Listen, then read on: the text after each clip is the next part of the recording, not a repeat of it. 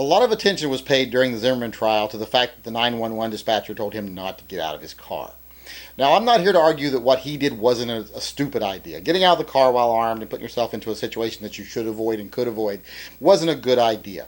But a lot of people are like, well, he was told not to, he's obligated not to. Well, I want to point out that not only are you not always obligated to do what 911 says to do, it's not always not the legal thing you're required to do. It's also sometimes not good advice, period. And I want to relay a personal story here that kind of conveys that idea. I have some friends who live in kind of a park-like setting over in Portland. The area they live in is pretty nice. They live in like a fourplex. It's kind of like an I-shaped building, and it's got four little L-shaped units on it. But they're kind of near, like 4 blocks off of an area that's kind of a drug area. It's a main drag that's got a lot of drug traffic on it. Well, one night between 2 a.m. and 3 a.m., I forget what time they said it was exactly, they wake up to hearing an enormous ruckus on their front porch. Because of the L shape of their apartment, they can look right out their bedroom window and look directly at their front porch. They look out the window, they see a guy who they described as being probably in his mid-30s, being disheveled looking, possibly homeless, and he was cursing and ranting, and he was trying to kick their door open. So they call 911. And they say, listen, this guy's trying to bust into our house. Well, 911's talking to him, tell him, okay, we're going to send an officer, blah, blah, blah. They start asking him, is there any way for you to get out of the home? And they're like, well, no. The only way we can get out is either through our bedroom window or through our front door. And both of those would lead us right in front of him. So they're like, so the 911's like, okay, we'll stay put.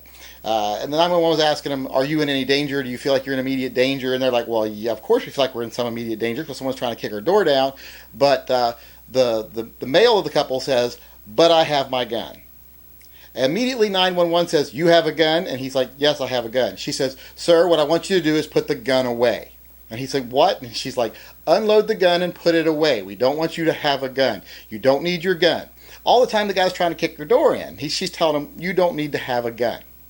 Well, luckily the guy is really drunk, so he tries to give the door one good solid kick. He kicks it right at the center of the door. Door doesn't give way. He tumbles back off their porch into the bushes. They say he kind of rolls around on the ground for 5 or 6 minutes. Then he gets up and kind of staggers to the street and sits down on the curb across the street. They said they just sit there and they watched him for like the next 20 minutes. And finally, the Portland police showed up. This is a good 25 minutes into the ordeal. Portland police show up. So now in this case, the guy was a homeless person. He was drunk, stoned. He was probably at the wrong address. I've never really gotten the full story. The police did take him away. So I have no clue what his real intentions were, but apparently he wasn't trying that hard to get in because once he fell down, he just gave up. So they probably may not have been in any danger, probably may not have, to put it as a, in a weirdest terms I possibly can. But if they had been, police were 25 minutes away, obviously. Now, granted, this is the middle of the city. You'd think there'd be an officer a minute away, but, it was after 2 on a Friday night, so most of them were up on the bridge on the far side of town trying to give out speeding tickets. So there wasn't anybody immediately available.